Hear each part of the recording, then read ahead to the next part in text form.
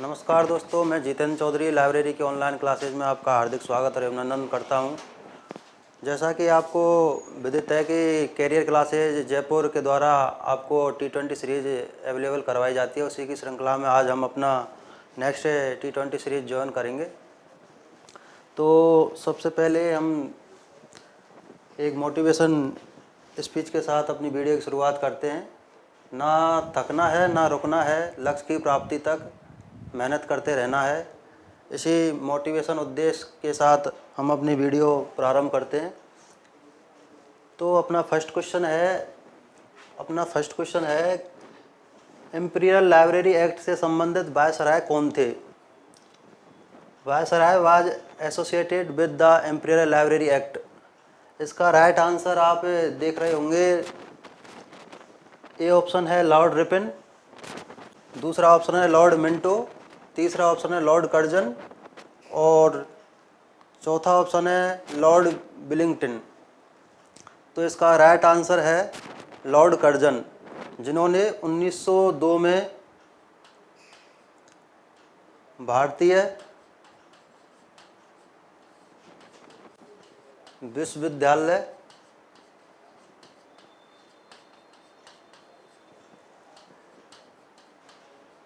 आयोग की भी स्थापना लॉर्ड कर्जन द्वारा की गई थी।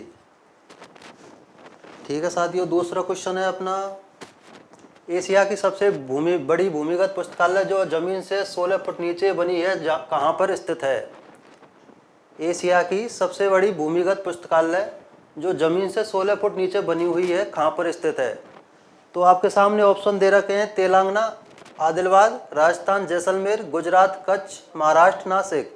तो इसमें आपका राइट आंसर है जैसलमेर, राजस्थान, जिसको जगदम्बा सेवा समिति द्वारा संचालित किया जाता है, जो कि एशिया की सबसे बड़ी भूमिगत लाइब्रेरी मानी जाती है। यह भारत पाकिस्तान बॉर्डर के पास समीप स्थित है तथा ये इसमें 4000 लोगों के बैठने की व्यवस्था जो लाइब्रेरी में होती है वो की गई है।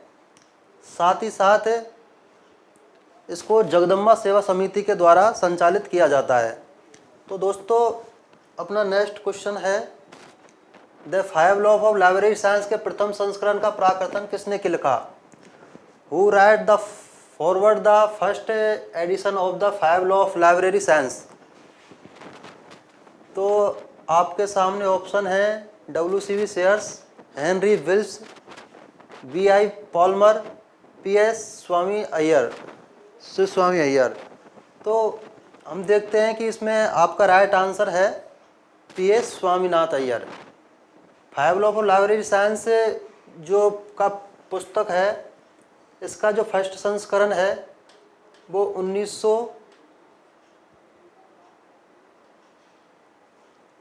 5 लॉ ऑफ लाइब्रेरी साइंस का जो प्रतिपादन किया गया था वो किया गया था 1928 में।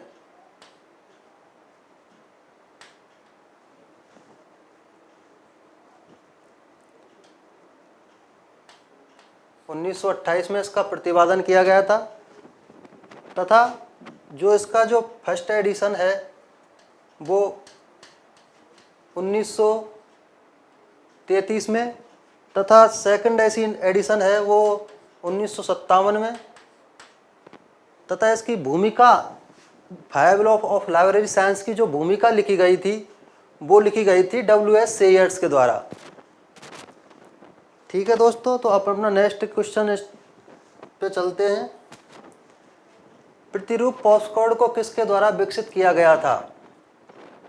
Postcode is developed by Melvin Dewey, Luther Gulick and Lydon Ulveric, Henri Fayol और M पोर्टर, F टेलर। तो इसमें जो राइट ऑप्शन है वो लूथर गुलिक और लिडोन उल्वरिक आएगा। दोस्तों इसका राइट आंसर B होगा, लूथर गुलिक और उल्वरिक। इन्होंने पोस्टकोड शब्द दिया था, जिसमें P का अर्थ है प्लानिंग, O का अर्थ है ऑर्गेनाइजेशन,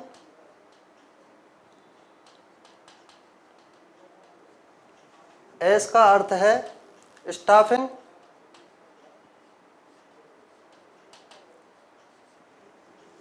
डी का अर्थ है डायरेक्शन,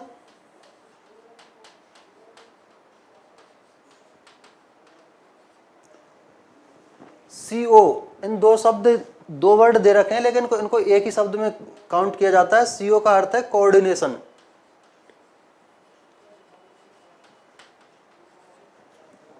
आर का अर्थ है रिपोर्टिंग,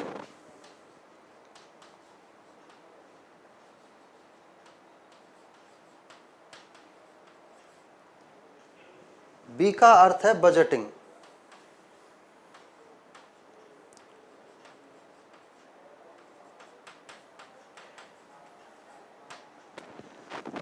यह शब्द जो दिया गया था लूथर, गुलिक और उर्विक के द्वारा, यह 1937 में दिया गया था। ठीक है दोस्तों, आगे अपन चलते हैं नेक्स्ट क्वेश्चन पर। निम्नलिखित को सम्मिलित कीजिए। हरियाणा सार्वजनिक पुस्तकालय, पश्चिम बंगाल सार्वजनिक पुस्तकालय, कर्नाटक सार्वजनिक पुस्तकालय और राजस्थान सार्वजनिक पुस्तकालय। तो इसमें अपन देखेंगे कि जो भारत के पुस्तकालय अधिनियम है उनके बारे में आपको मिलान करना है कि कौन सा पुस्तकालय अधिनियम कब पारित किया गया था। तो इसमें अपन देखेंगे कि हरियाणा जो सार्वजनिक पुस्तकालय है वो किया गया था 1989 में, और पश्चिमी बंगाल जो पुस्तकालय है वो किया गया था 1979 में। कर्नाटक सार्वजनिक पुस्तकालय किया गया था, वो किया गया था 1965 में।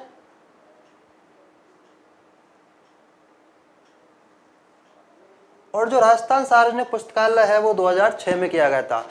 टोटल राजस्थान में पुस्तकालय अधिनियम है वो 19 स्टेट्स में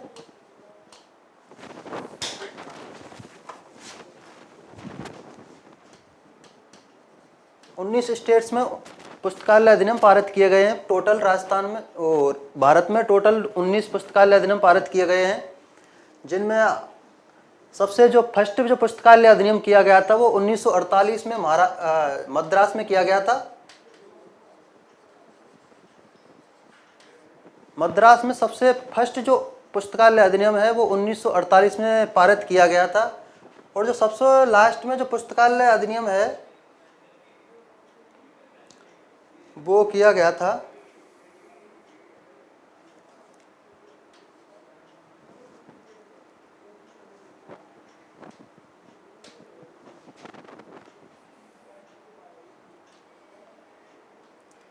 2009 में। सबसे जो लास्ट में जो पुस्तकालय अधिनियम है वो 2009 में पारित किया गया था। इसी के साथ अपने नेक्स्ट क्वेश्चन देखते हैं।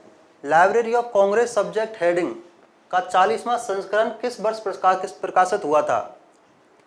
इन which year the 14th edition of the library of Congress subject heading was published.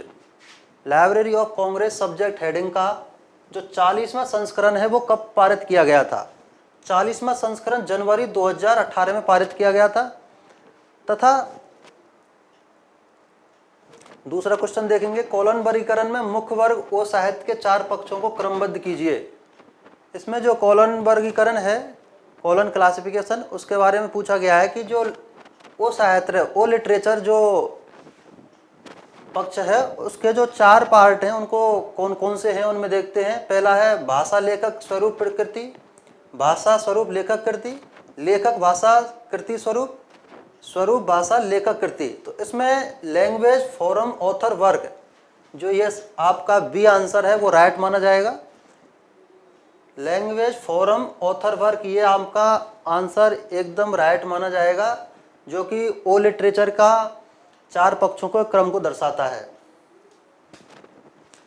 Mark के बारे में इसमें क्वेश्चन पूछा गया है कि मार्क टैग 245 का उपयोग किया जाता है प्रकाशन की जानकारी के लिए, पब्लिशर इंफॉर्मेशन के लिए, भौतिक विवरण फिजिकल डिस्क्रिप्शन के लिए, शीर्षक विवरण टाइटल स्टेटमेंट के लिए, विषय शीर्षक सब्जेक्ट हेडिंग के लिए।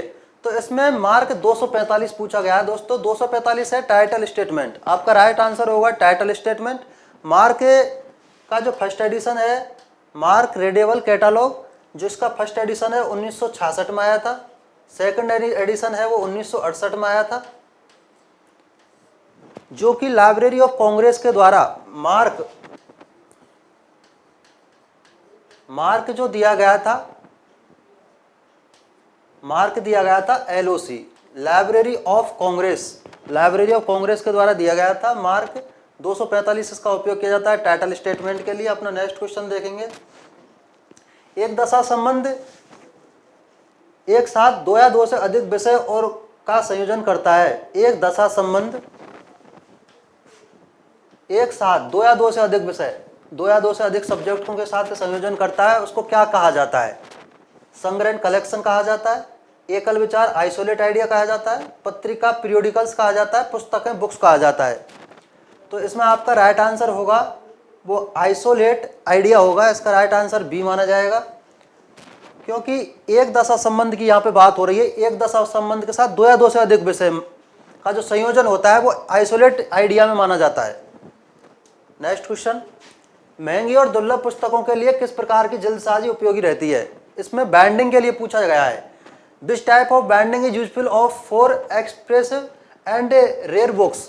जो आपकी दुर्लभ और महंगी पुस्तकें उनके लिए कौन सा जो बाइंडिंग है वो सबसे बेस्ट रहेगा?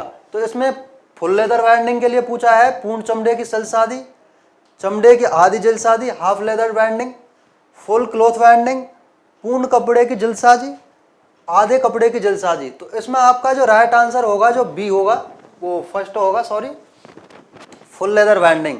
क्योंकि जो अपनी जो महंगी और दुर्लभ पुस्तकें हैं उन पर चमड़े की जो लेदर बाइंडिंग है वो की जाती है, क्योंकि चमड़ा है जो वो जल्दी चटक जाता है, टूट जाता है। तो इससे क्या है कि जो अपनी जो पुस्तकें होती हैं तो उन पर अपन फुल लेदर बाइंडिंग का प्रयोग करते हैं, क्योंकि उनसे जो अपन जैसे ज़्यादातर किताबों को यूज करते हैं तो अपने हाथों में थोड़ी बहुत क्या है कि ऑयल वगैरह इसकी चिकनाई होती है, तो उनसे क्या है उनको ऑयल वगैरह से क्या है कि वो ज़्यादा जल्दी टूटते और मतलब टूटते वगैरह नहीं है। तो इसलिए फुल लेदर बाइंडिंग का प्रयोग किया जाएगा इस पर। नेक्स्ट क्वेश्चन है, DDC का 23वां संस्करण कब प्रकाशित किया गया था?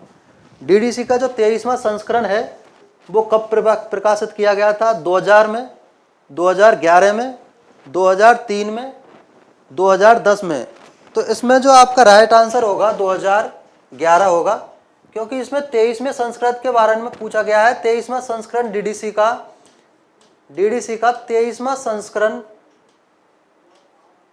2011 में दिया गया था, और इसका जो फर्स्ट एडिशन है वो दिया गया था 1876 में। कब दिया गया था? 1876 में, जिसमें 44 पृष्ठ थे, 44 पेजों का यह एडिशन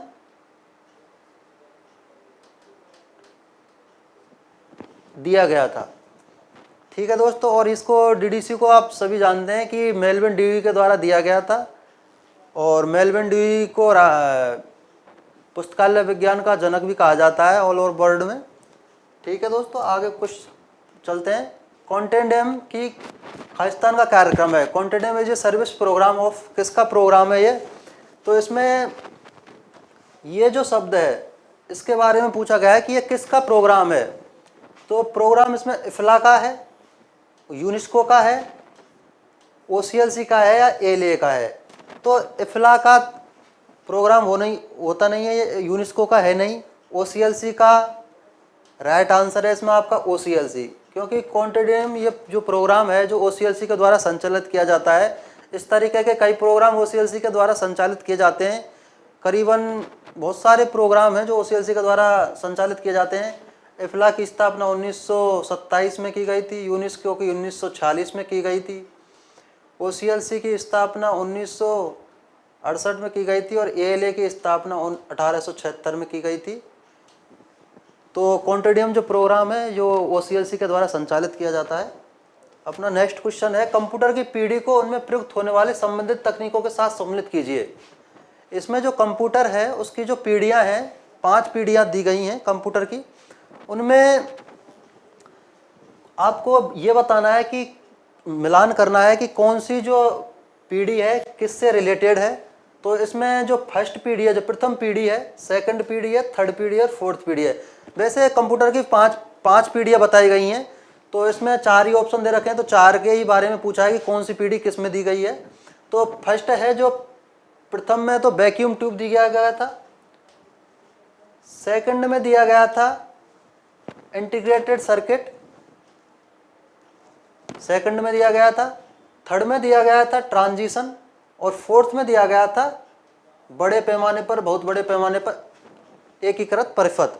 तो इसमें देखेंगे कि ए ऑप्शन ए सही है, ये सही है, बी फोर्थ है सही कनेक्टेड, ये सही है, सी थर्ड है जो बड़े पैमाने पर, ये गलत है, और डी का है जो थर्ड से दे रखा है, ये आंसर आपका गलत है। इसमें ए दे रखा है ए के साथ, बी दे रखा है सेकंड के साथ, ये भी आपका गलत आंसर है। ए दे रखा है ए के साथ, ये सही है, बी दे रखा है थर्ड के साथ, ये भी गलत आंसर है आपका। ए दे रखा है, तो इसमें आपका राइट आंसर टाइपिंग मिस्टेक हो गया है इसमें, तो आपका जो आंसर है इसमें ये सही है। इसमें डी की जो डी है वो थर्ड पे दे रखा है, इसमें ये सेकंड आएगा, और ये जो थर्ड है ये भी सेकंड आएगा,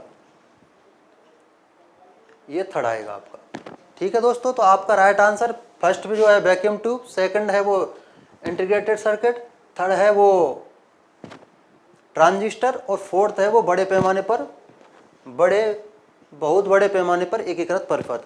ठीक है दोस्तों, अपना नेक्स्ट क्वेश्चन है, किसने संदर्भ सेवा को अल्पतम, मध्यम और अधिकतम के रूप में वर्णित किया है?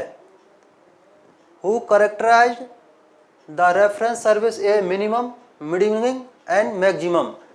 यह आपसे संदर्भ सेवा के बारे में पूछा गया है, तो इसमें आपको यह बताना है कि ये जो तीन शब्द दिए गए हैं, अल्पतम, मध्यम और अधिकतम, ये किसके द्वारा दिए गए? ये जेम्स वाई, इसमें चार ऑप्शन दिए गए हैं, James I Wyer, Michael Gorman, S R. Ranganathan, Samuel Rothstein. तो इसमें आपका राइट आंसर होगा वो डी होगा, Samuel Rothstein. James I Wyer के द्वारा तो रूढ़िवादी, उदारवादी और व्यवहारवादी सिद्धांत दिया गया था, जो कि जेम्स आई वायर के द्वारा दिया गया था। सैमुअल रोथस्टीन के द्वारा अल्पतम, मध्यम और अधिकतम जो आपके तीन शब्द हैं ये दिए गए थे। ठीक है दोस्तों, आगे चलते हैं। क्लासिफाइड कैटालॉग संस्करण 5 के अनुसार निम्नलिखित में से कौन सा मुख्य प्रविष्टि का भाग नहीं है? CCC के बारे में पूछा गया है आपसे इसमें, CCC क्लासिफाइड कैटालॉग कोड। तो इसमें आपको ये बताना है कि जो चार जो सेक्शन दिए गए हैं इनमें से CCC में कौन सा नहीं आता है। तो CCC के 5 भाग होते हैं, तो इनमें 5 में से 4 में से 5 में से कौन सा भाग इसमें नहीं है वो आपको बताना है। तो पहला है title session, name session, leading session, tracing session. तो आप जानते हैं कि CCC के 5 भाग होते हैं, leading, heading, title, note session और असेसियन सेशन और ट्रेसिंग नंबर। ठीक है दोस्तों, असेसियन नंबर और ट्रेसिंग सेशन। तो इसमें आपको नेम सेशन जो है जो अलग दिखाई दे रहा है, इसलिए इसका राइट आंसर होगा बी। इसमें नहीं पूछा है दोस्तों, नहीं के अकॉर्डिंग आपको आंसर देना है, नहीं के अकॉर्डिंग इसका आंसर है नेम। नेम इसमें नहीं आता है, 5 टाइटलों में, सेशनों में इसमें नाम जो खंड है वो नहीं आता है। नेक्स्ट क्वेश्चन, लीसा का पूरा नाम क्या है? LISA स्टैंड फॉर, इसमें लीसा की फुल फॉर्म पूछी गई है आपसे मात्र। तो library and information science association, library and information studies abstract, library and informatics abstracts, library and information science abstract. तो ये 4 ऑप्शन दिए गए हैं, इनमें से आपका राइट आंसर होगा D, library and information science abstract. दोस्तों इसमें लीसा के बारे में फुल फॉर्म पूछी गई है, तो इसमें ज़्यादा क्या है कि आपको घुमा देगा लाइब्रेरी शब्द में और इंफॉर्मेशन में, और ये जो एब्स्ट्रैक्ट सर्विस है इसमें 3 शब्दों में आपको घुमा देगा, लाइब्रेरी की जगह और कुछ रख देगा, इंफॉर्मेशन की जगह और कुछ रख देगा। सबसे जो ज़्यादा खास बात है जो एब्स्ट्रैक्ट में रख देगा एक्स। तो आपको लीसा का पूरा नाम इसमें डायरेक्ट आंसर डी है। नेक्स्ट क्वेश्चन, किस प्रोग्रामिंग भाषा को प्रोग्रामिंग भाषाओं की जननी कहा जाता है? किस प्रोग्रामिंग भाषा को प्रोग्रामिंग भाषाओं की जननी कहा जाता है? Programming language is called the mother of programming language. किस भाषा को कहा जाता है? मतलब ये 4 भाषा दी गई हैं, कंप्यूटर साइंस की जो 4 भाषा हैं इनमें से आपको वो भाषा सेलेक्ट करनी है जिसको प्रोग्रामिंग जो भाषा है उसकी जननी कहा जाता है। तो इसमें सी भाषा है, सी है, सी प्लस प्लस है, सी है, जावा है, पास्कल है। तो आपको इसमें राइट आंसर होगा सी।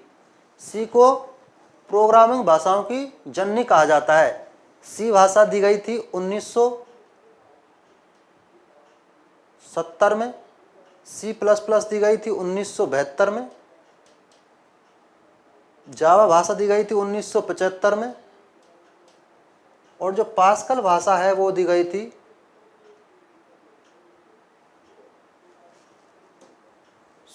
सी भाषा दी गई थी 1970 में, सी प्लस प्लस भाषा दी गई थी 1978 में, सॉरी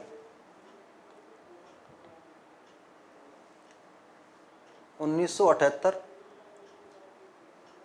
80 में, और जो जावा भाषा है 1995 में। पास्कल भाषा जो दी गई थी 1970 में दी गई थी। ठीक है दोस्तों, इसमें राइट आंसर आपका सी होगा। सी भाषा है जो प्रोग्रामिंग भाषाओं की जननी कहा जाता है। नेक्स्ट क्वेश्चन है, निम्नलिखित में से एकल उपयोगकर्ता ऑपरेटिंग सिस्टम की पहचान कीजिए।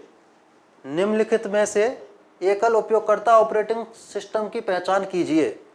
एमएस डॉस, आपके ऑप्शन है एमएस डॉस, लाइनक्स, यूनेक्स और विंडो एनटी। तो इसमें आपको एकल उपयोगकर्ताओं की जो ऑपरेटिंग सिस्टम की पहचान करनी है वो देखना है कि कौन सी भाषा है जो एकल उपयोगकर्ताओं के लिए ऑपरेटिंग सिस्टम के रूप में पहचानी जाती है। तो इसमें आपका आंसर होगा ए ऑप्शन, एमएस डॉस भाषा, MS DOS system. Next question है, पुस्तकालय विज्ञान का कौन सा सूत्र निर्धारित पुस्तकालय विधि को लागू करने पर जोर देता है। पुस्तकालय विज्ञान का कौन सा सूत्र सर्वाधिक पुस्तकालय विधि पूछा है इसमें दोस्तों। तो पुस्तकालय विधि से संबंधित जो क्वेश्चन है वो आपके किस पर जोर देता है। इसमें पहला ऑप्शन है दूसरा सूत्र, बी ऑप्शन है तीसरा सूत्र, सी ऑप्शन है चौथा सूत्र और डी ऑप्शन है पांचवा सूत्र। तो इसमें है जो आपका राइट आंसर होगा सेकंड लॉ। यह जो 5 लॉ दिए गए थे एस आर रंगानाथन द्वारा दिए गए थे।